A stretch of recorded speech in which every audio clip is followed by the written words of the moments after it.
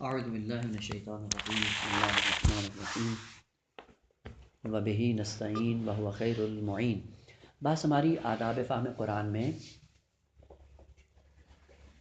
تدبر کے بارے میں تھی کہ قرآن میں تدبر کریں۔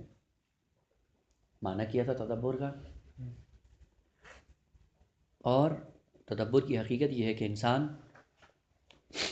حجابوں کو چاک کر کے اس حقیقت کی تہ تک پہنچ جائے۔ یہ کیا ہے؟ تدبر۔ اور اسی سے تدبیر نکلا ہے، جو متدبر ہوگا وہی مدبر بھی ہوگا۔ اور خالق کائنات نے یہ اسرار رکھے ہیں کائنات کے اندر، ان اسرار تک پہنچنے کے لیے حجابوں کو چاک کر کے وہاں جانا پڑتا ہے۔ اب یہ جو کاوشیں کر کے جو اس حقیقت تک پہنچتے ہیں، یہ دو طرح کے لوگ ہوتے ہیں جو تدبر کرتے ہیں۔ یعنی آپ کہہ سکتے ہیں کہ متدبرین کا گروہ دو طرح کا ہوتا ہے۔ ایک وہ کاوش علمی کرتا ہے، حجاب کو چاک کرتا ہے، حقیقت تک پہنچ جاتا ہے۔ حقیقت تک پہنچنے کے بعد کیا کرتا ہے؟ اس کاوش علمی کو اپنے پیٹ کا ذریعہ بنا لیتا ہے۔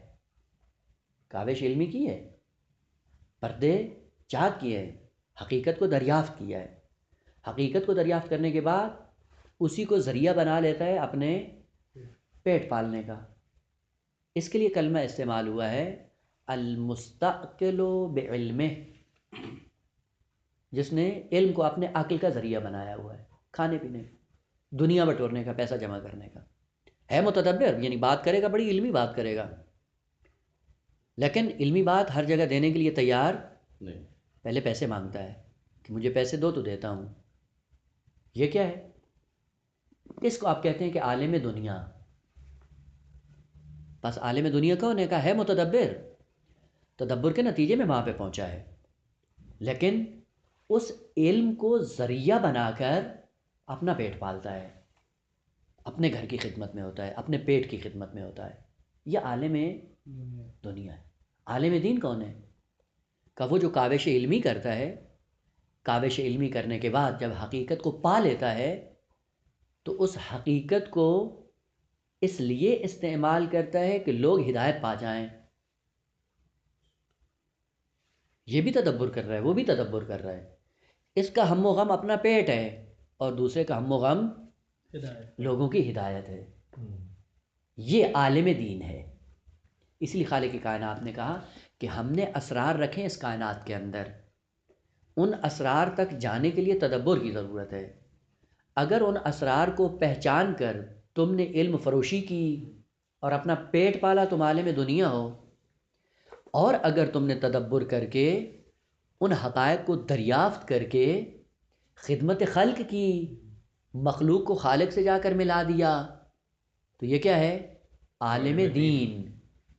بس ایک تقسیم جو عالم دین اور عالم دنیا کی کیا ہے؟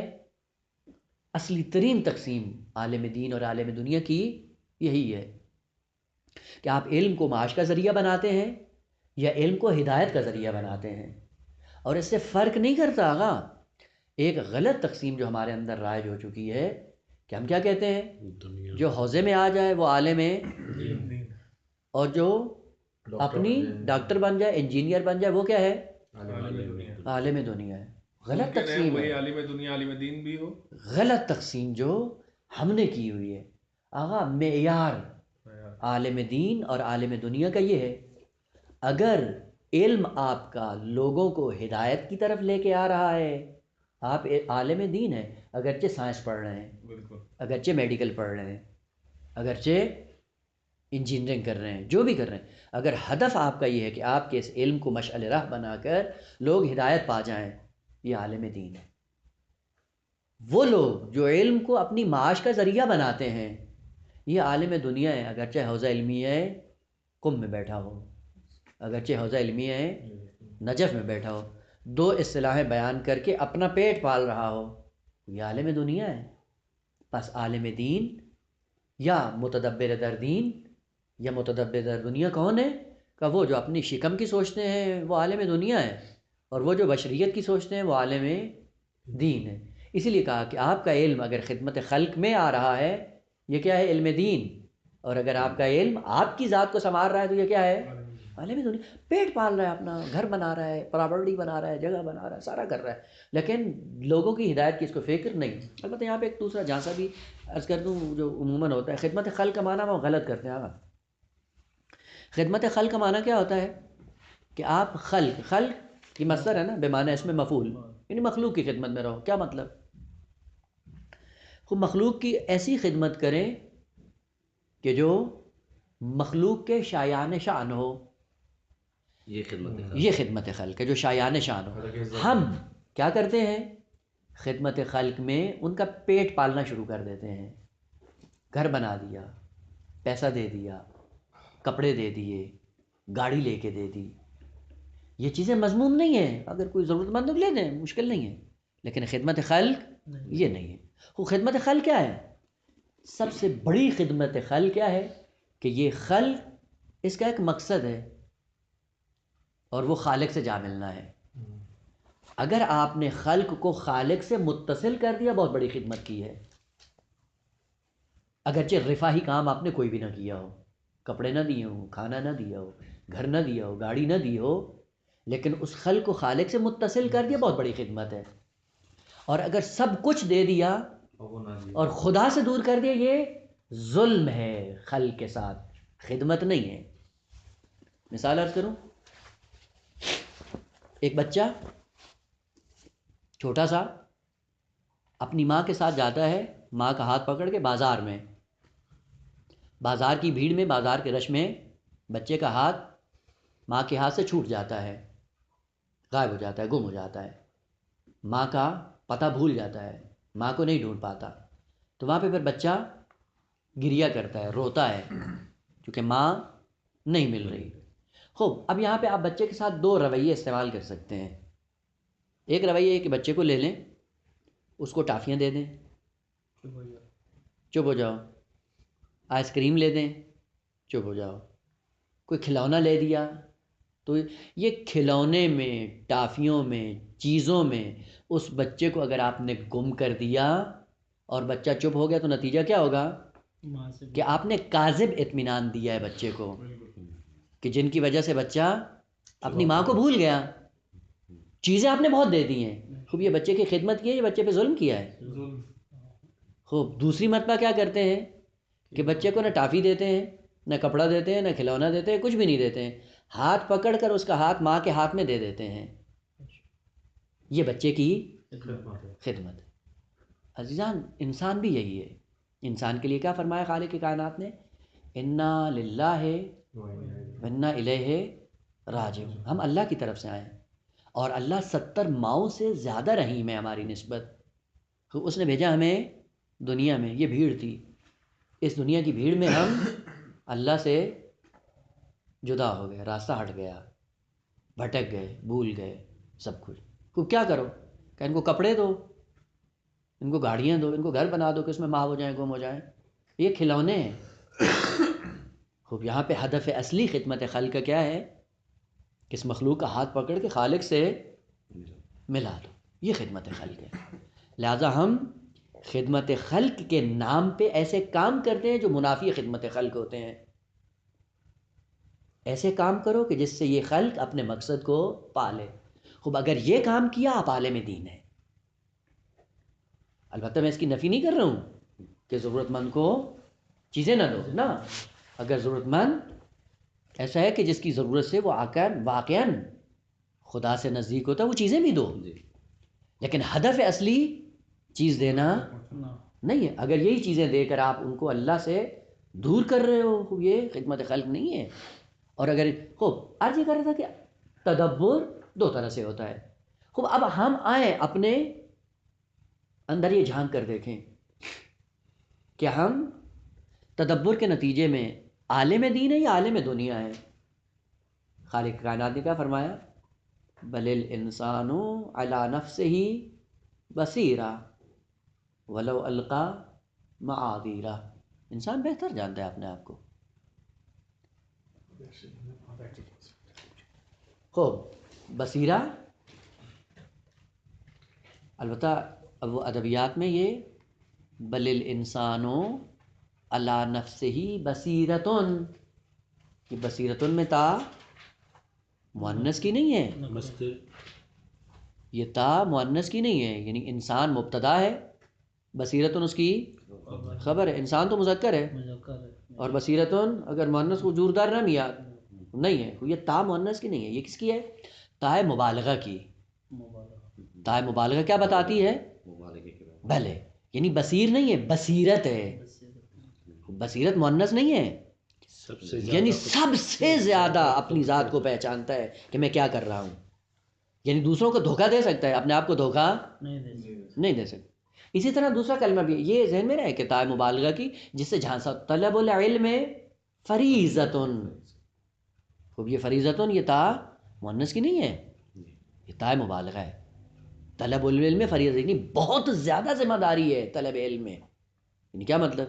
یعنی اگر نیند سے اپنے آپ کو ہٹا سکتے تو ہٹاؤ، مشغولیات کم کرو، مصروفیات کم کرو، کیوں کہ صرف یہ فریضہ نہیں، بہت زیادہ فریضہ ہے، بہت زیادہ ذمہ داری ہے، یہ تائے مبالغہ، جیسا علامہ میں تائے مبالغہ ہے، انی جاعل فی الارض خلیفہ، تائے مبالغہ ہے۔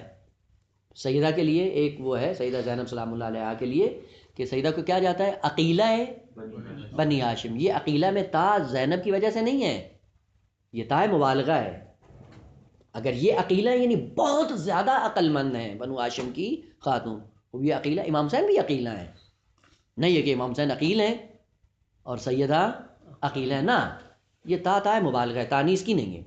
بھلے یعنی انسان اپنے اندر اگر یہ جھانک کر دیکھے تو اس کو پتہ چل جائے گا کہ میں تدبر کے نتیجے میں عالم دین بن رہا ہوں یا عالم دنیا بن رہا ہوں۔ خوب یہ تدبر، ادب دیگر، اب ترتیب میرے ذہن سے نکل گئی کہ کتنے بیان ہو گئے، اور یہ نمبر اس کا کیا ہے؟ ظاہراً 5واں ہونا چاہیے۔ 5واں ہے استنباط، ترتیب کے ساتھ کیا ہوا؟ درک عظمت قرآن، تطہیر قلب، حضور قلب، تدبر اور استنباط۔ سب سے پہلے آئے معنی کر دیں استنباط کا ہے کیا؟ استنباط ہے باب استفعال کا مصدر، نبت اس کا اصلی کلمہ ہے نبتا، نب نون بے قوے، نبتا کس کو کہتے ہیں؟ انسان جب کنواں کھودتا ہے، کنواں کھودنے کے بعد پانی نکلتا ہے، یہ کنواں کھودنے کے بعد جو پانی تک جا پہنچا ہے، اس پانی کے پہنچنے تک جو عمل، جو سرگرمی اس نے انجام دی ہے، اس سرگرمی کو استنباط کہا جاتا ہے۔ استنباط میں طلب کا معنی ہے نا، نبت کھودنا، استنباط کھودنے کو طلب کرنا، کیوں؟ تاکہ ایک حقیقت تک جا پہنچو۔ خوب معنی تدبر کا بھی یہی کیا تھا، وہ کیا فرق ہے پھر دونوں میں؟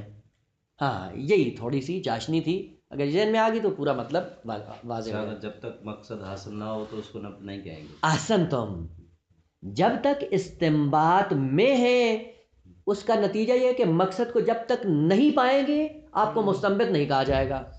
تدبر ہو سکتا ہے، تدبر میں بھی یہ سارے سلسلے ہوتے ہیں، چاک کرتے جاؤ، حجاب، بس تدبر میں کیا تھا؟ حجابوں کو چاک کرنا ہے، اگر حقیقت تک پہنچ جائیں گے یہی چاک کرنا استنباط ہو جائے گا، اور اگر وہاں تک نہ پہنچے تو یہ تدبر ہی ہے، استنباط نہیں۔ مثلا کنواں کھودا، کنواں کھودنے میں ایک انسان پانی تک پہنچ گیا اور دوسرا نہیں پہنچا، وہ جو پہنچ گیا وہ مستنبط ہے، جو نہیں پہنچا وہ متدبر ہے۔ بس مستنبط بنو، یعنی تدبر کے بعد جو ادب ہے وہ کیا ہے؟ استنباط ہے۔ یعنی کیا مطلب؟ کہ تدبر آپ کے لیے ہے مقدمہ، یہ تدبر منتہی ہونا چاہیے استنباط پر، اگر یہ استنباط ہوا تو آپ ہدف کو پا لیں گے۔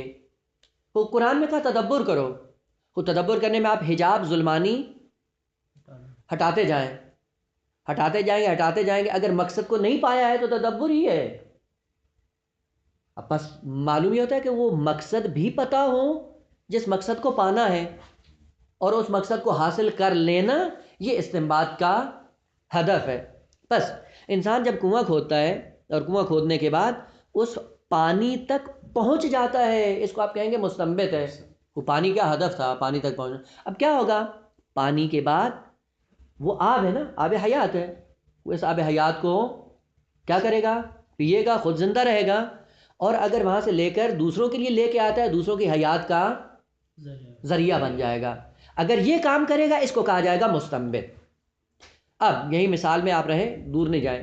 بعض لوگ ہوتے ہیں کنواں کھودتے ہیں، پانی تک پہنچ جاتے ہیں، پانی تک پہنچنے کے بعد ایسا ظرف نہیں ہوتا جس ظرف میں ڈال کر پانی دوسروں کے لیے باہر لے آئے. یہ شخص جو پانی تک پہنچ گیا ہے اور ظرف نہیں تھا کہ اس میں ڈال کر واپس لے آئے پوری بشریت کے لیے کچھ سے استفادہ کرے، یہ مستنبت انسان نہیں ہے. مستنبت کون ہے؟ کہا جو حقیقت تک بھی پہنچے، حقیقت کو ایک ظرف میں ڈال کر دوسروں کے لیے بھی فراہم کرے، یہ مستنبت انسان ہے. اب اسی میں جا کر دیکھیں فقہ میں جو استنباط ہوتا ہے اس کا نتیجہ یہی ہوتا ہے. پورے دین کے اندر جا کر استنباط کرتا ہے، حقیقت کو پہچان لیتا ہے اور حقیقت کو ارمغان میں لا کر پوری بشریت کے حوالے کر دیتا ہے، عمل کرو اس پہ. یہ آب حیات ہے. اگر کنویں کو کھودنے کے لیے جگہ کا بھی معلوم ہونا ضروری ہے. بھلے اب وہ اسی لیے اب وہ فرد کیا چاہیے؟ عارف چاہیے، خبرہ چاہیے، یعنی کارشناس چاہیے. بھلے ہر جگہ نہیں کھودو. اب یہ ایک دوسرا پہلو ہے تمثیل کے اندر کہ اس کی طرف بعد میں اشارہ کرتا ہوں. وہ پس استنباط میں کیا کرنا ہے؟ جاؤ آب حیات تک پہنچو، آب حیات خود بھی نوش کرو اور پھر ظرف میں ڈال کر دوسروں کے لیے لے آؤ. لہذا دو افراد ہیں، بعض وہ ہیں جو واقعاً قرآن کے اندر جب استنباط کرتے ہیں آب حیات کو پا لیتے ہیں، آب حیات کو پانے کے بعد لے آتے ہیں دوسروں کے لیے بھی. یہ کون ہے؟ حقیقتاً مستنبت انسان ہے. اور بعض وہ ہیں کہ جو آب حیات تک پہنچتے ہیں، معلوم کر لیتے ہیں، نہ خود پیتے ہیں نہ کوئی ظرف ہوتا ہے جس میں ڈال کر دوسروں کے لیے لے آئے. یہ کون ہے؟ خسرت دنیا والآخرہ. خالق کی کام جی فقط خود پیے. ہاں اگر خود بھی تو یہ مغرض انسان ہے جس کو آپ کہتے ہیں حب نفس ہے، وہ خسیس انسان ہے، بخیل انسان ہے. بخیل انسان کون ہوتا ہے؟ جو صرف اپنی فکر میں ہو، کچھ خود نہیں پیتے دوسروں کو دیتے. یہ ایثار ہے. حب نفس کیا ہے؟ صرف اپنا پیٹ بھرو. ایثار کیا ہے؟ اپنی ضرورت ہوتے ہوئے وَيُؤْثِرُونَ عَلَىٰ أَنفُسِهِمْ وَلَوْ كَانَ بِهِمْ خَصَاصَةٌ. ایثار کرتے ہیں. اب معنی ایثار کا بعد میں ہوگا کیا ہے؟ خود کلمے کے اندر ایک چاشن، یہ مادی چیزوں کے ایثار کے حوالے سے معنویت میں تو خود بھی انسان کو بھلے یہ احسن تم یؤثرون ایثار کرتے ہیں، ضرورت ہے اپنی لیکن دوسروں پہ قربان کر دیتے ہیں. بھوک لگی ہوئی ہے، بھوک بھی ہے، چاہتا بھی ہے بھی ہے، کھاتا بھلے، یہ ایثار ہے. خوب کیا کرو؟ کہا جب پانی تک پہنچ جاؤ، اگر خود بھی سیراب نہ ہوئے اور ظرف بھی نہ ہوا جس میں ڈال کر لوگوں کو دیا تو کیا ہوگا؟ خسرت دنیا والآخرہ. قرآن کی دو آیتیں آگا. منکم من یرد الی ارذل العمر لکی لا یعلم من بعد علم شیئا. اور دوسری آیت میں کلمہ من نہیں ہے، من کے بغیر ہے. ومنکم من یرد الی ارذل العمر لکی لا یعلم بعد علم شیئا. ایک میں کلمہ من ہے، دوسرے میں نہیں ہے. البتہ ابھی تفسیر کے صدد میں نہیں ہے. صرف بعض لوگ کہے کون ہے؟ منکم بعض ایسے ہیں من یرد جن کو پلٹا دیا جاتا ہے الی ارذل العمر، عمر کے آخری حصے میں پلٹ جاتے ہیں، چلے جاتے ہیں، پہنچ جاتے ہیں. عمر کے آخری حصے کو زندگی ختم ہونے پہ ہوتی ہے تو ہوتا کیا ہے؟ کہا بہت کچھ انہوں نے سیکھا تھا، بہت کچھ پڑھا تھا. ہوا کیا؟ لکے لا یعلم جانتے نہیں ہیں جب منتقل ہو رہے تھے، من بعد علم شیئا علم کے باوجود علم کی ایک اصطلاح بھی لے کر اللہ کی بارگاہ میں نہیں پہنچتے. ساری زندگی کاوش کی، علم حاصل کیا، علم حاصل کرنے کے بعد جب آخری عمر آئی اور اسرائیل نے کہا بھائی چلو، تو صفحہ وجود بالکل خالی، علم کا ایک مطلب بھی اندر نہیں تھا. وہ کیا ہوا؟ جاہل. وہ جب جاہل مرے گا تو معشور کیا ہوگا؟ جاہل ہی مشہور ہوگا. عالم مرے گا تو عالم مشہور ہوگا نا. ہو کیا کہا یہ کون شخص تھا؟ کہا جس نے تدبر کیا تھا، اصطلاحات سیکھی تھیں، اصطلاحات آب حیات کے طور پہ اس نے اپنے وجود کے اندر نہیں اتاری، اور ظرف بھی نہیں تھا جس ظرف میں ڈال کر بشریت کے لیے چھوڑ جاتا. اصلاحات کس لیے یاد کی تھیں؟ صرف اس لیے یاد کی تھی کہ دوسروں پہ اطراء رائے. تو ایسے موقعوں پہ عالم دنیا اور جاہل مساوی ہو جاتے ہیں. یہ جاہل ہی ہے، اس لیے یہی جاہل جس نے اتنی کاوش کی اور کاوش کرنے کے بعد اب یہ جاہل جا رہا ہے دنیا سے. کیوں؟ اس لیے کہ حسنہ کو لے کے نہیں گیا. دوسرا کہا کہ یہ جو اصطلاحات تھیں، ان اصطلاحات کو ایک ظرف میں ڈالنا تھا، محفوظ کرنا تھا. وہ ظرف بھی آلودہ تھا اور اصطلاحات بھی اس کے اندر نہیں آئی. نتیجہ کیا ہوا؟ وہ اصطلاحات بہت جانتا تھا لیکن جب جانے لگے تو کچھ بھی نہیں ہے، خالی یاد جا رہا ہے. اب یہ نمونہ اگر دنیا میں بھی دیکھیں بعض لوگ ہوتے ہیں یہی ادبیات پڑھتے ہیں وہ ایک زمانے کے بعد جب چھوڑ دیتے تو اس کے بعد پوچھا جائے بھی فائل مرفوع ہوتا ہے یا نہیں، پتہ ہی نہیں ہوتا. بھلے مبتدا اور خبر میں مطابقت شرط ہوتی، کہاں پہ ہوتی وہ پتہ ہی نہیں ہے، کہاں پہ مطابقت شرط ہے کہاں. یہ کیا یعنی بھول جاتا ہے آدمی، یعنی صفحہ ذہن سے کیوں محو ہو گئے؟ کہ اس لیے کہ یہ علم تھا، علم کو آپ نے وجود کا حصہ نہیں بنایا ہے.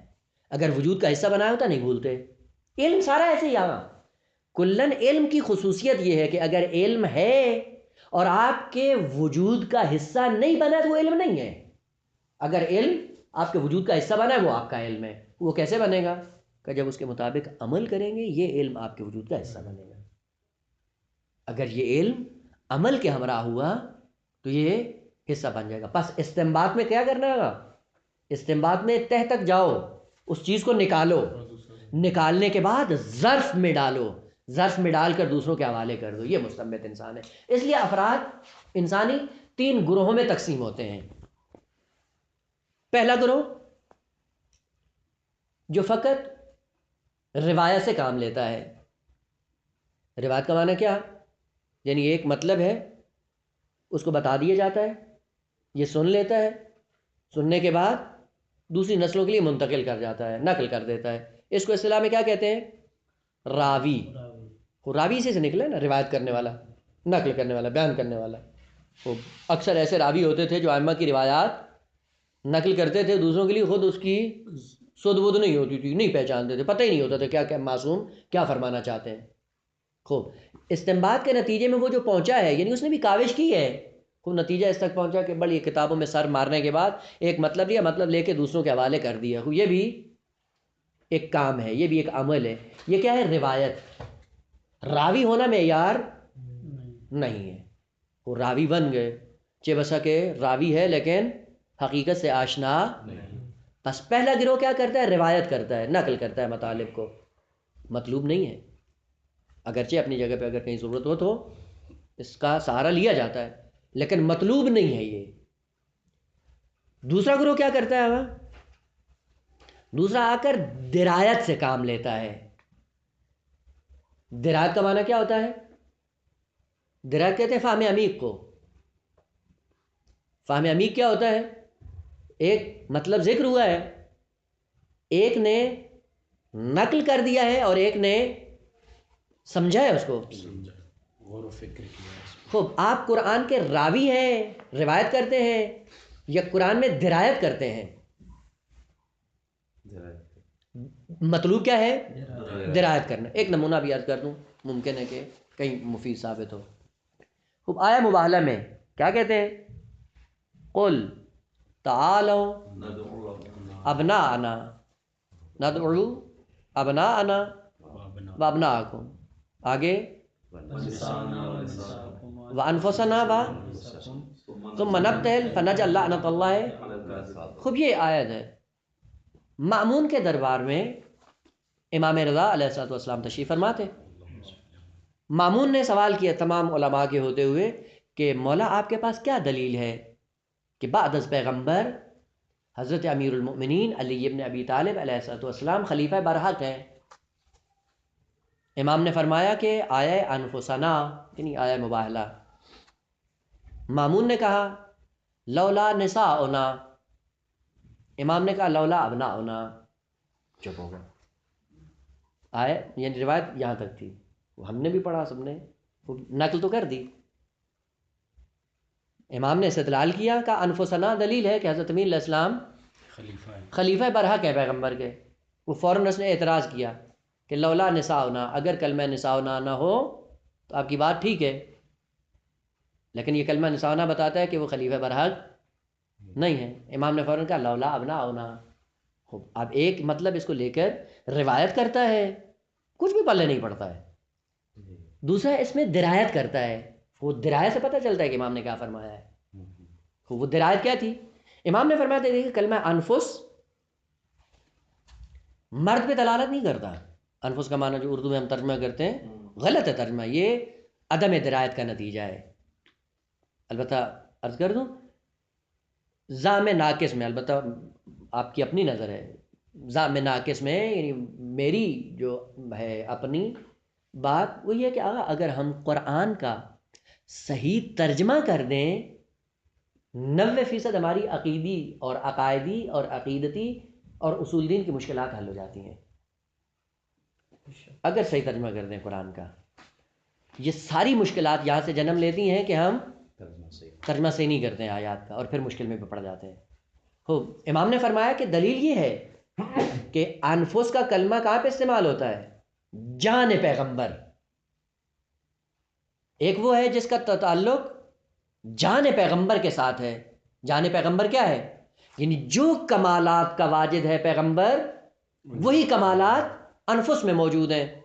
خوب اگر پیغمبر امام بشریت ہے تو جو جان پیغمبر ہے وہی بعد از پیغمبر امام بشریت ہے، وہی خلیفہ پیغمبر ہے جو جان پیغمبر ہے. فوراً مامون نے کہا لولا نساؤنا، کہ آپ کی بات درست ہے کہ انفس جان پیغمبر ہونا معیار ہے امامت اور خلافت کے لیے، لیکن یہ کلمہ انفس جب نساء کے مقابلے میں استعمال ہوتا ہے تو اس کا معنی مرد ہوتا ہے، عام مرد. بس انفس کس لیے استعمال ہوتا ہے؟ جان کے لیے استعمال ہوتا ہے. اگر اس کے مقابلے میں کلمہ نساء نہ ہو، اگر نساء آ جائے تو اس کا معنی ایک عام مرد ہے، جس طرح یہ مرد ہے وہ بھی مرد ہے. خوب مرد ہونا تو باعث خلیفہ نہیں بنتا، امام ہونا تو امام بشریت کے لیے کافی نہیں ہے. وہ یہاں پہ مرد کو ذکر کر رہے ہیں، اس لیے ہم اردو میں ہم لاشعوری طور پہ ترجمہ کیا کرتے ہیں کہ تم اپنے مردوں کو لاؤ، ہم اپنے مردوں کو لاتے ہیں. غلط ہے. نفسوں کو لے کے آؤ، جن کی صفات تمہاری صفات سے ملتی ہوں، تمہاری جان ہو. فوراً جب اس نے یہ کہا کہ جب نفس کلمہ نساء کے مقابلے میں استعمال ہوتا ہے، عرب اس نفس کا معنی مرد کرتا ہے، نہ وہ جو پیغمبر کی صفات کا واجد ہو. فوراً امام علیہ السلام نے کہا لولا ابناؤنا، یعنی اگر کلمہ ابنا نہ ہوتا بات آپ کی درست تھی کہ کلمہ نفس نساء کے مقابلے میں آ رہا ہے جس کا معنی مرد ہے. خوب اگر ابناؤنا نہ ہوتا بات آپ کی درست تھی، لیکن ابناءنا کہہ کر خدا نے بتا دیا کہ ابنا سے مراد مرد ہیں. خوب جب مرد ہے تو پھر انفس دوبارہ مرد، یہ تحصیل حاصل ہے، تکرار ہے، اور قرآن تحصیل حاصل اور تکرار نہیں کر. بس ابنا سے مراد مرد ہے، انفس سے مراد جان پیغمبر ہے، اور یہ جان پیغمبر میں یار ہے کہ اس کو خلیفہ ہونا چاہیے. خوب یہ کون ہے آگا؟ یہ درایت سے کام لینے والا یہ آدمی کام کرتا ہے. درایت یہ ہے. تیسرا گروہ، البتہ خود آیت کے اندر ایک چاشنی اور بھی تھی کہ دیکھتا ہوں اگر وہ اس کو ختم کروں تو پھر عرض کرتا ہوں. تیسرا گروہ کون ہے آگا؟ پہلا گروہ جو روایت سے کام لیتا ہے، دوسرا جو درایت سے کام لیتا ہے. تیسرا کون ہے کہاں؟ تیسرا جو رعایت سے کام لیتا ہے. رعایت رعایت کا دوسرا کلمہ ہے راعی. راعی کس کو کہتے ہیں؟ جس سے کلمہ نکلا ہے راعن. کلکم راعن مسئول عن رعیتہ. راعی کس کو کہتے ہیں؟ چرواہے کو. چرواہا کیا کرتا ہے؟ ایک لشکر ہوتا ہے جانوروں کا، اس کو چلاتا ہے. یہ رائی چلانے والا چرواہا ان کو لے کے ہانکتا ہے، لے کے جاتا ہے. اسی سے کلمہ نکلا ہے رعایت. رعایت اصل معنی ہی بتاتا ہے عمل. بس ایک نے فقط نقل کیا، دوسرے نے دقت سے کام لے کر فہم کی منزل پہ آ گیا. وہ فہم کافی اگرچہ مطلوب ہے. وہ فہم کے بعد کیا کرو؟ کہا رعایت کرنا ضروری ہے. رائی بنو. رائی کیا یعنی چلو چلاؤ. وہ پہلے خود چلو پھر دوسروں کو چلو. وہ تیسرا گروہ جو مطلوب ہے وہ رعایت کرنے والا ہے. بس راوی بھی مطلوب نہیں ہے اور درایت بھی اگرچہ اہمیت کی حامل ہے لیکن مطلوب نہائی. پھر کیا کرو؟ کہ عمل کرو.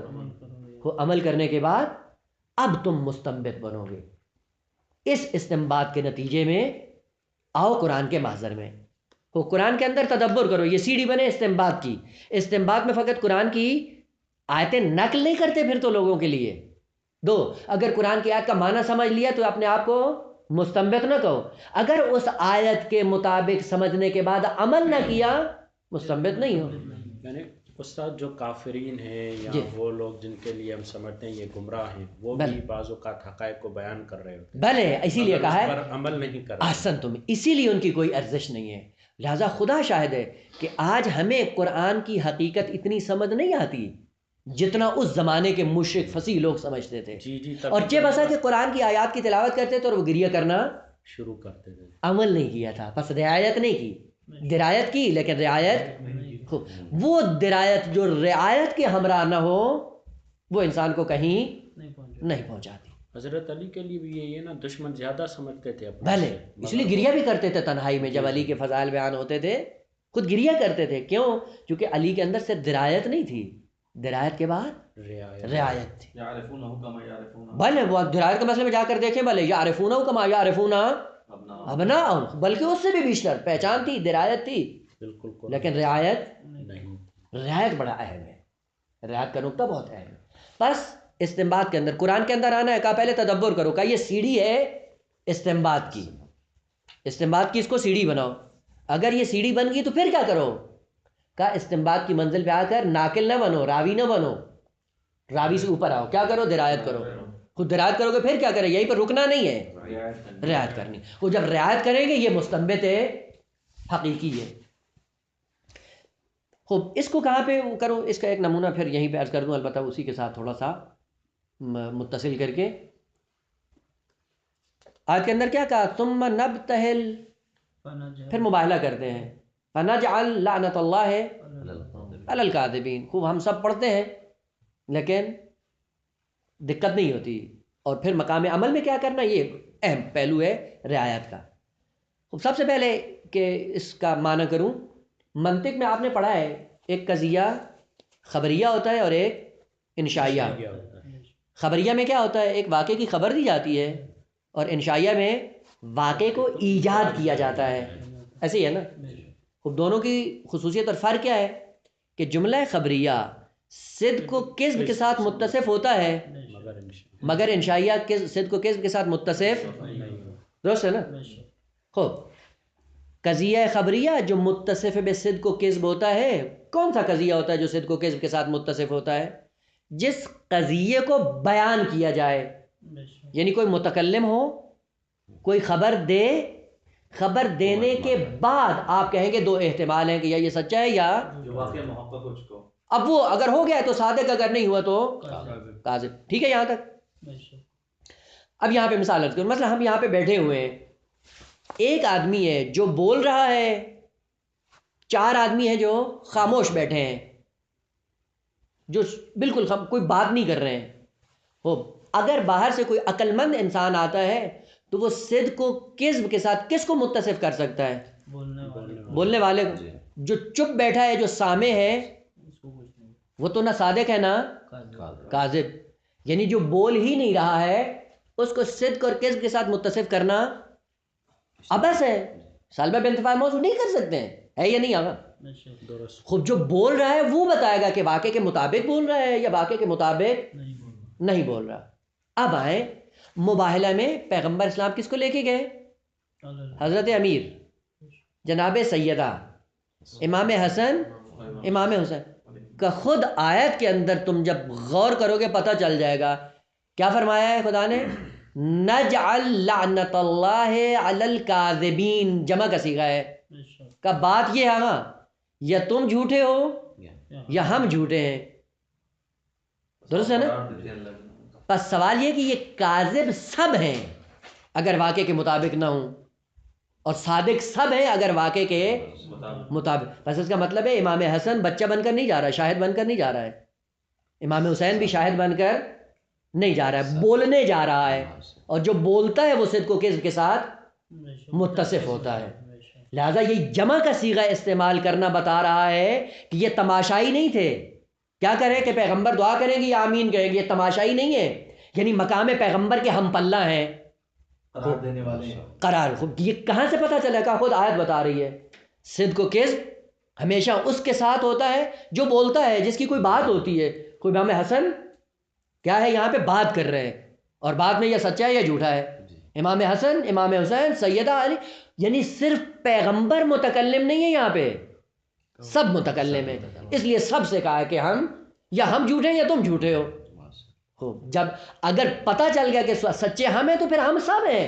نہیں ہے کہ صرف پیغمبر متکلم ہے، ہم سب آمین کرنے کے لیے جا رہے ہیں نا.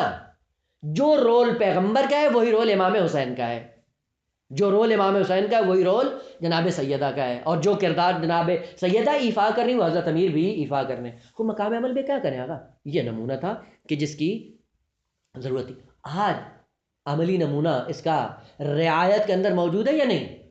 مبالغہ وہ نہیں ہے کہ ہوا اور پھر. اسی آیت کے ذیل میں علامہ طباطبائی رضوان اللہ تعالی علیہ ارشاد فرماتے ہیں کہ میں آج بھی تیار ہوں. جس کو مذہب شیعہ کی حقانیت میں شک ہے، براہین تو ہم نے اتنے ذکر کر دیے ہیں کہ جن کو تم نہیں مانتے ہو. خوب آخری اور یہ بھی عرض کر دوں کہ مباہلہ حقانیت کو ثابت کرنے کے لیے آخری وہ نقطہ ہوتا ہے جس کا سہارا لیا جاتا ہے. حقانیت بیان کریں آپ کس کے ذریعے؟ براہین کے ذریعے. نہیں مانتے پھر کیا کرو؟ کہ معجزہ دکھاؤ. اگر معجزے سے بھی نہیں ہوتا پھر آخری راستہ ہے مباہلہ کرو. خوب پیغمبر نے یہ تینوں کام کیے ہیں. پہلے براہین دیے، نہیں مانے، پھر معجزات دکھائے، نہیں مانے، آخر پیغمبر نے کہا پھر آپ مباہلہ کرتے ہیں. علامہ فرماتے ہیں کہ آج بھی اگر کوئی شخص مذہب تشیع کی حقانیت میں شک کرتا ہے اتنے معجزات اور براہین کے ہوتے ہوئے، علامہ حاضر ہے، آؤ میرے ساتھ مباہلہ کر لو. سابقہ امتوں میں آیا مباہلہ کا کوئی واقعہ رونما ہوا ہے؟ اب یہی تھا نا، سابقہ امتوں میں نہیں ہے. اب یہ بات تاریخی ہے، یعنی ایک ترتیب منطقی ہے. اگر تاریخ میں ہمارے لیے نقل نہیں ہوتا تو اس کا مطلب یہ نہیں کہ نہیں ہے. ہاں، بس ترتیب منطقی کے اعتبار سے کیا ہے؟ پہلے براہین نہیں مانتے ہو، پھر معجزہ ہے. وہ معجزے کے بعد بھی نہیں مانتے، پھر مباہلہ ہے. مباہلہ رعایت کا نام ہے، عملی میدان میں آنا. کون کتنا پاکیزہ ہے کہ جس کی سنی جاتی ہے. خوب مستنبت کون ہوتا ہے آقا؟ رعایت کے مقام پہ جو آتا ہے وہ مستنبت ہوا کرتا ہے. بس تدبر سیڑھی ہے، مقدمہ ہے استنباط کا. استنباط ہدف اصلی ہے، اور استنباط کے بعد جس حقیقت تک جا پہنچتے ہیں اس حقیقت کے فقط راوی نہ بنو، اس کی درایت کرو. درایت کرنے کے بعد اس کی رعایت کرو. خوب ہم آئے قرآن کی تلاوت کرنا شروع کر دی، مستنبت کہلائیں گے. بڑی اچھی آواز میں تلاوت کرنا شروع کر دیا. خوب آئے ہم نے آیتوں کو زیر و رو کر دیا، قواعد ادبی بیان کیے، حقیقت کو کشف کر لیا. عمل جب نہیں کیا تو پھر کیا ہوگا؟ نہ شد. بس اس کا مطلب ہے استنباط فقط روایت کا نام نہیں ہے، استنباط فقط درایت کا نام نہیں ہے، استنباط رعایت کا نام ہے. اگر رعایت ہوئی، اس رعایت کے ساتھ اگر محضر قرآن میں آئے آپ کو مستنبت کہا جائے گا. اور پوری کائنات خداوند عالم نے استنباط کے لیے رکھی ہے، اور دو نمونے خالق کی کائنات نے ذکر کیے ہیں. کیا مطلب؟ دیکھیں استنباط کیا ہوتا ہے. بعض سطحی مثالیں ہوتی ہیں، وہ لوگ جو سادہ لو ہوتے ہیں ان کے اندر استنباط کی صلاحیت نہیں ہوتی، لیکن جو ذہین اور فطین لوگ ہوتے ہیں، عقل کی اس حقیقت تک پہنچے ہوئے ہوتے ہیں، وہ کون ہوتے ہیں؟ وہ حقیقتاً مستنبت ہوتے ہیں. خالق کی کائنات نے قرآن میں ارشاد فرمایا کہ کیا کرو؟ کہا کہ اگر تمہیں کسی چیز کی سمجھ نہیں آتی تو پھر ارجاع دو اپنے مطالب کو. کس کی طرف؟ پیغمبر اسلام کی طرف، اور ان لوگوں کی طرف کہ جو استنباط کی صلاحیت رکھتے ہیں.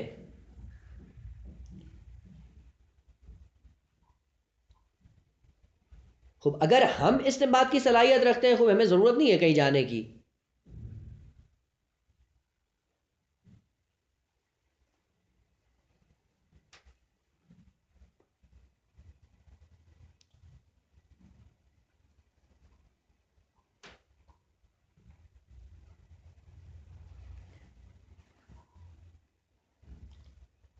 آیت ہے قرآن کی، میں نکال رہا تھا کہ نکل آتی.